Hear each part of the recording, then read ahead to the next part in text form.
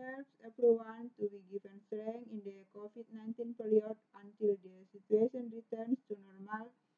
We pray in the name of Jesus Christ. Amen. Oke, sekarang kita akan lanjutkan pelajaran kita.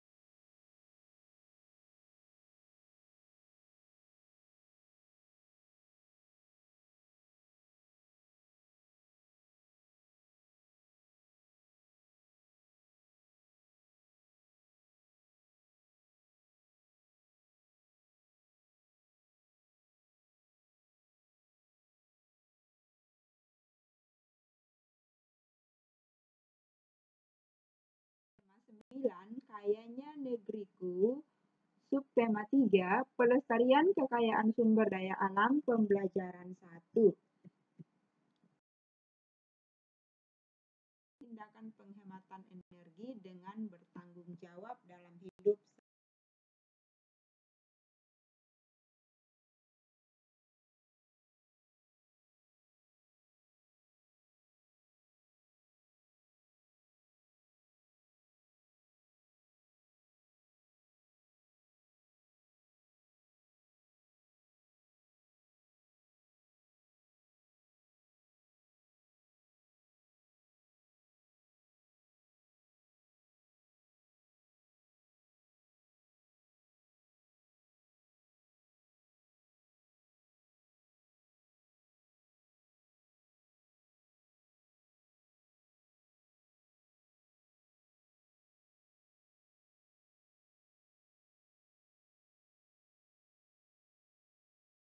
Atau bagaimana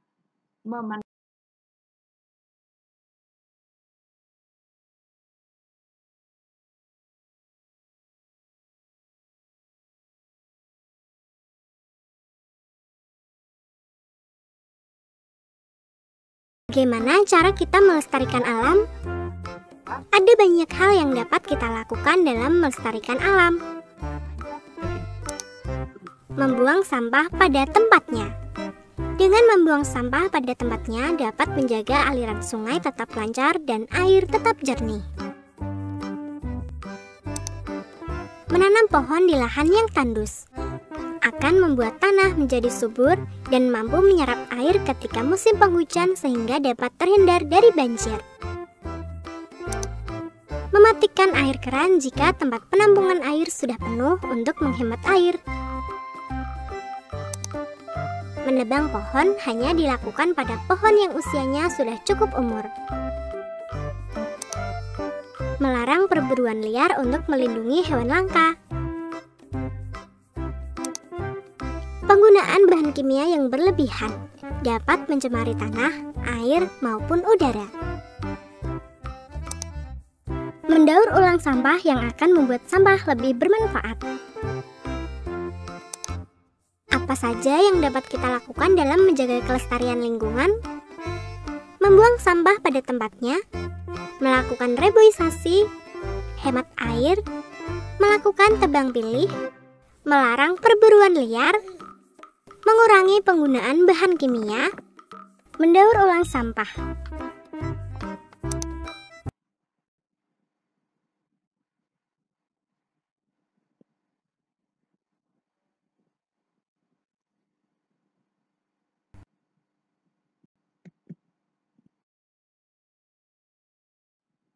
Yang melestarikan sumber daya alam pada gambar di slide ini.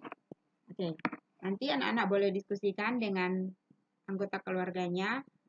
Dari keempat gambar ini terdapat perbedaan. 2 di antara gambar ini adalah kegiatan melestarikan hutan atau mengadakan penghijauan kembali. Sementara di gambar yang ketiga dan keempat itu adalah terjadi penebangan hutan secara liar dan adanya hutan yang sangat gersang dan hutan yang sangat gundul yang sudah habis pohonnya ditebang. Nah, sekarang kita sudah mempelajari tentang bagaimana pemanfaatan hutan dan bagaimana hutan sangat bermanfaat bagi keberlangsungan hidup manusia.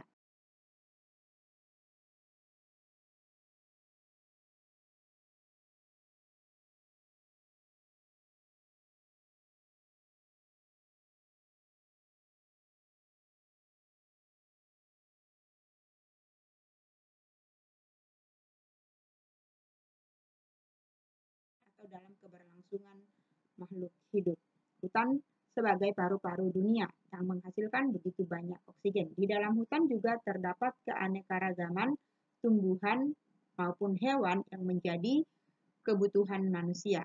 Itu sebabnya kita perlu menjaga kelestarian hutan. Bagaimana cara menjaga kelestarian hutan? Yang pertama, menerapkan sistem tebang pilih pohon yang harus ditebang.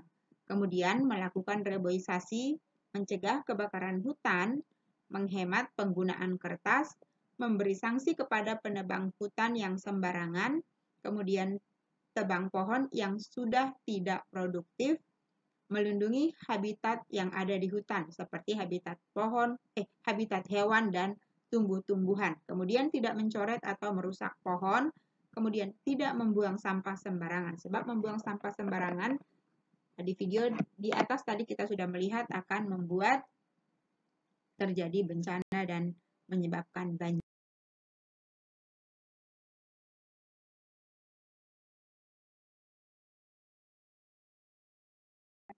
Flora sudah semakin langka, padahal itu sangat penting bagi kebutuhan manusia. Nah, di dalam video berikut ini kita akan melihat beberapa atau contoh-contoh hewan dan tumbuhan langka yang dilindungi oleh karena sudah semakin punah akibat penebangan hutan dan juga akibat perburuan liar. Mari kita lihat dalam video di bawah ini tentang tumbuhan dan hewan langka yang sudah dilindungi.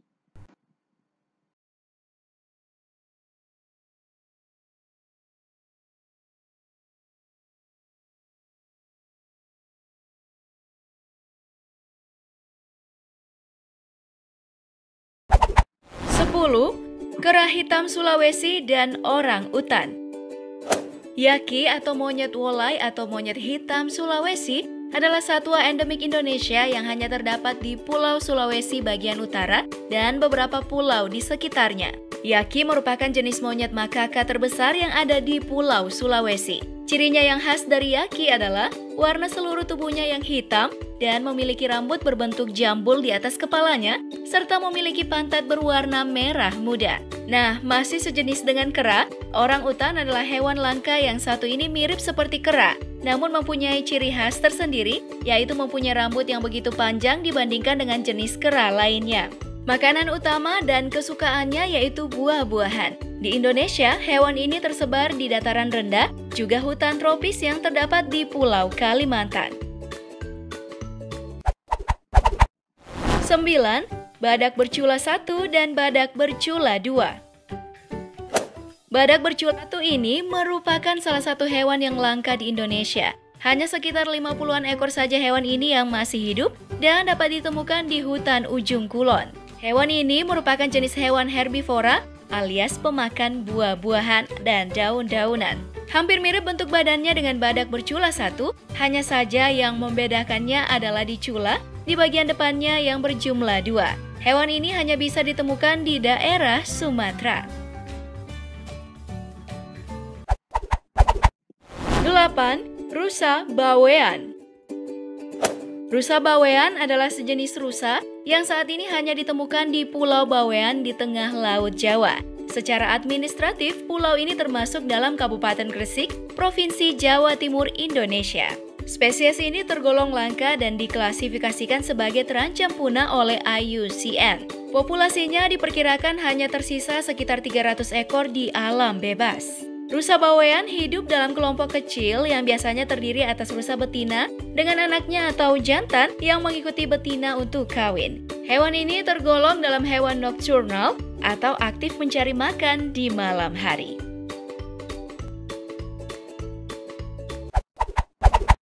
7. Musang congkok.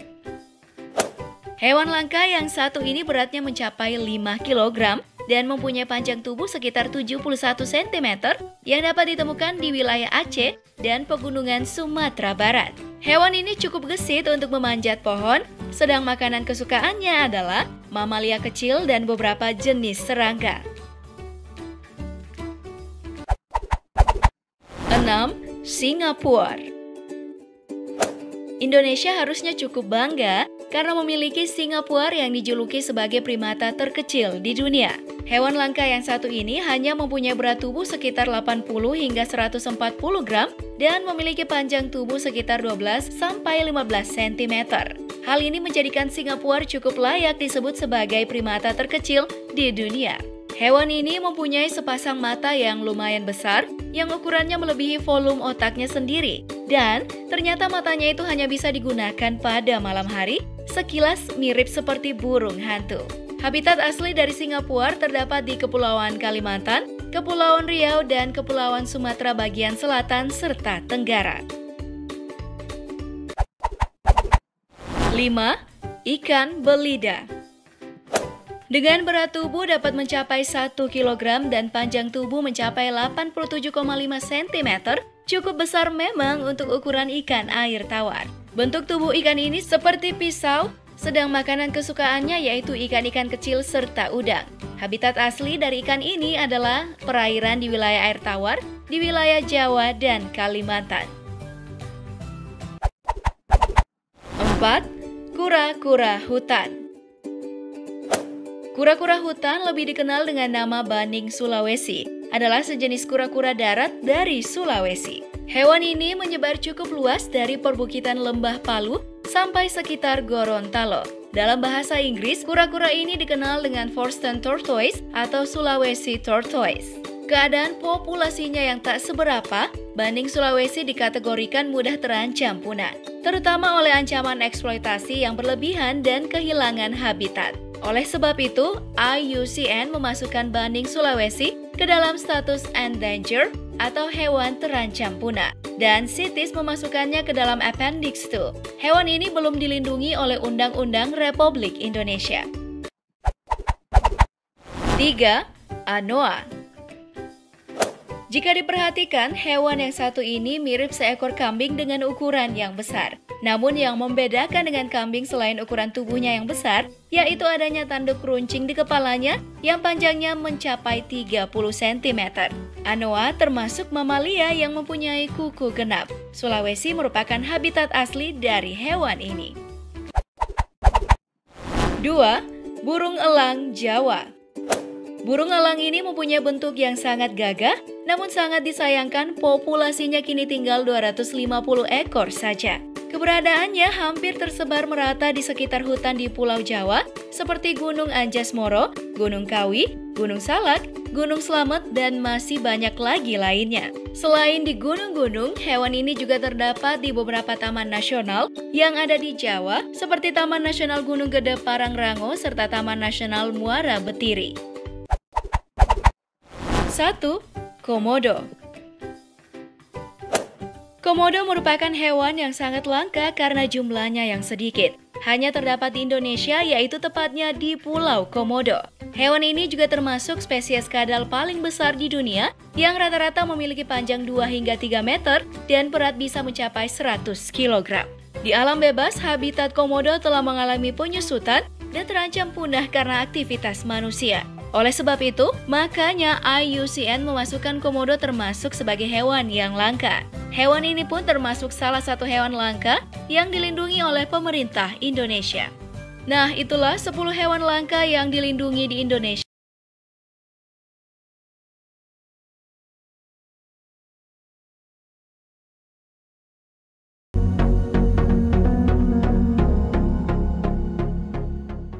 Satu, bunga bangkai.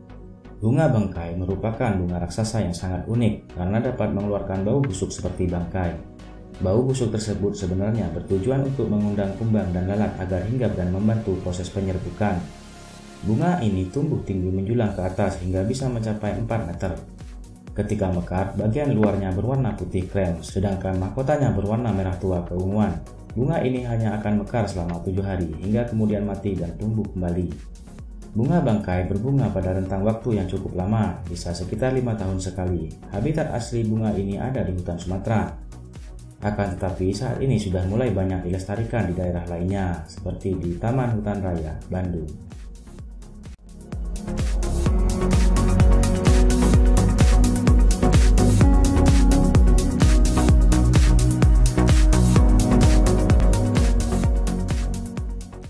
2. Rafflesia arnoldi. Padma raksasa atau Rafflesia arnoldi juga merupakan bunga raksasa yang mengeluarkan bau busuk menyengat ketika mekar. Karena sama-sama mengeluarkan bau busuk, terkadang banyak orang yang keliru menyebut bunga ini sebagai bunga bangkai.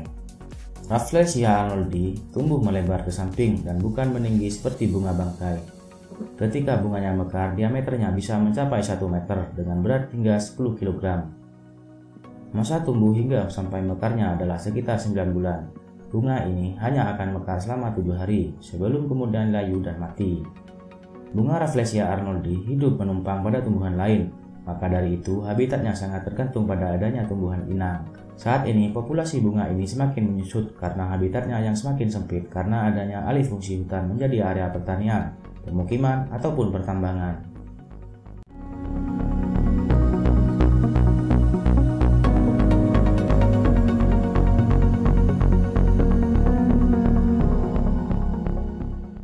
Tiga, cendana. Cendana merupakan salah satu pohon yang memiliki banyak kegunaan di Indonesia. Kayu cendana dapat dijadikan sebagai bahan pembuatan dupa, parfum, aromaterapi, rempah-rempah, hingga sangkur keris. Konon, harum dari kayu cendana ini bisa bertahan hingga ratusan tahun lamanya. Karena berbagai manfaatnya tersebut, tidak salah jika pohon ini sangat terkenal di Indonesia. Sayangnya, pohon cendana bukanlah tumbuhan yang mudah untuk dibudidayakan, sehingga saat ini sudah berstatus sebagai tumbuhan yang terancam punah. Pada awal kehidupannya, kecambah cendana merupakan tumbuhan parasit yang hidup menumpang di tumbuhan lainnya karena ia tidak mampu hidup sendiri. Maka dari itu, pohon cendana saat ini sudah mulai berkurang populasinya. Minyak dasar kayu cendana juga saat ini sudah sangat mahal karena langka dan sulit untuk ditemukan.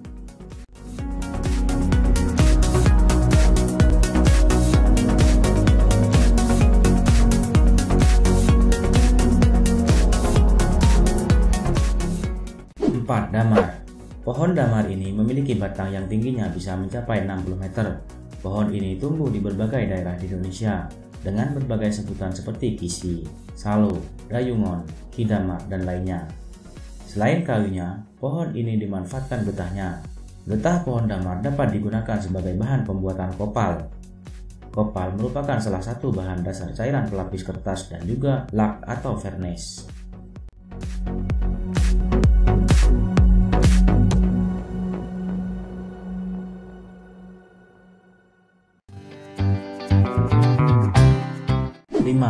Kantong semar. Kantong semar merupakan tanaman yang sangat unik karena dapat memangsa berbagai serangga di dekatnya seperti lalat, lebah, dan lainnya. Tumbuhan karnivora ini sudah cukup langka sehingga harus banyak dibudidayakan agar tidak cepat punah. Kantong semar sendiri baru bisa memangsa serangga ketika usianya sudah dewasa. Ia akan membuka kantungnya agar ada serangga yang masuk ke dalamnya. Jika sudah ada yang terjebak, maka kantungnya akan langsung tertutup untuk mulai mencerna serangga tersebut.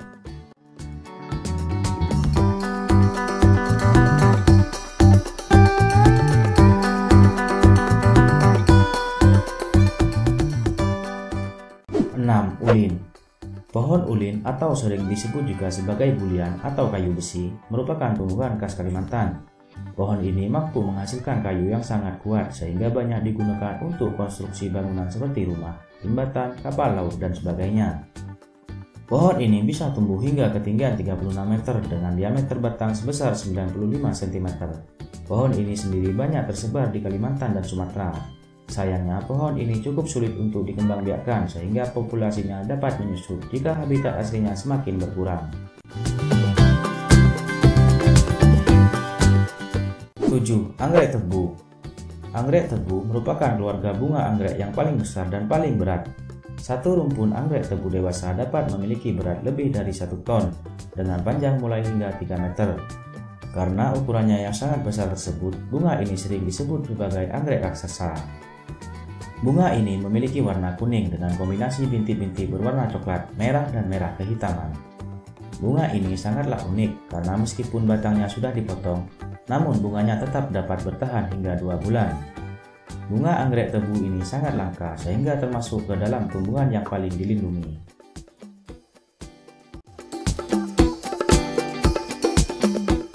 8. Tenggawang. Tenggawang merupakan tumbuhan khas Kalimantan yang banyak dimanfaatkan minyaknya. Pohon ini terdiri dari berbagai macam jenis di mana 12 diantaranya saat ini sudah dilindungi pemerintah karena terancam kepunahan. Minyak tengkawang dihasilkan dari biji-biji yang berjatuhan. Biji tersebut kemudian dijemur dan disalah hingga kering sebelum kemudian diolah menjadi minyak. Biji tengkawang juga merupakan makanan bergizi bagi babi hutan dan binatang liar lainnya. Minyak tengkawang dapat digunakan sebagai penyedap masakan dan bahan obat-obatan tradisional. Dalam industri modern, minyak yang memiliki julukan green butter ini juga sering dijadikan sebagai bahan pembuatan kosmetik, lilin, sabun, dan lainnya. 9. Daun payung. Daun payung atau sering disebut juga sebagai daun sang dan salu merupakan tumbuhan yang banyak hidup di daerah Sumatera. Tumbuhan ini memiliki nama ilmiah Johannes Tijmania altifron yang diambil dari nama penemunya yakni Profesor Tijman.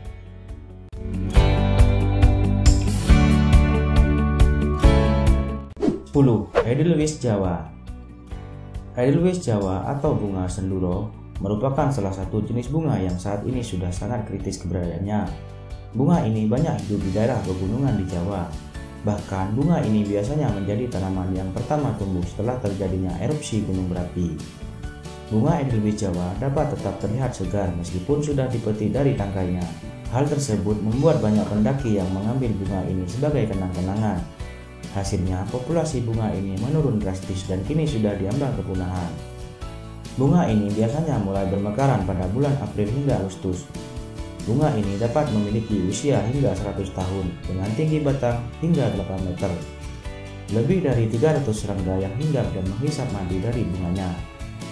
Saat ini Anda masih dapat melihat Edelweiss Jawa di beberapa lokasi seperti Gunung Papandayan, Gunung Gede, Gunung Pangrango, dan Gunung Rinjani.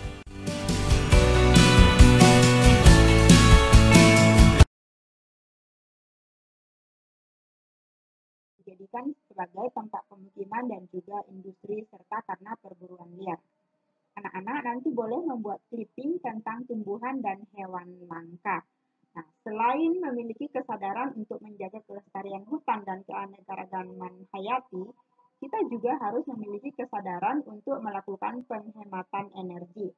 Pelajaran sebelumnya di subtema 2 kita sudah belajar tentang sumber energi serta pemanfaatan dan bagaimana cara menghematnya. Nah, salah satu cara melakukan penghematan energi itu kita harus mulai dari diri kita sendiri, mulai dari rumah, keluarga, dan kita juga bisa mengajak orang lain menghemat energi dengan membuat poster atau membuat iklan. Nah, di televisi misalnya ada iklan layanan masyarakat untuk mengajak berhemat energi. Kita juga bisa melakukannya dengan cara membuat poster. Nanti anak-anak boleh lakukan bagaimana cara menghemat energi dengan membuat poster. Di pelajaran semester 1 kita sudah pernah belajar membuat poster. Ciri-ciri poster itu apa? Yaitu kalimatnya harus singkat, jelas, dan padat. Pesannya harus jelas dan harus mengajak orang untuk melakukan sesuai dengan gambarnya. Buat kalian boleh menghias posternya nanti dengan gambar dan kalimat ajakannya dengan jelas, singkat, dan padat. Nah, di sini ada teacher tunjukkan beberapa jenis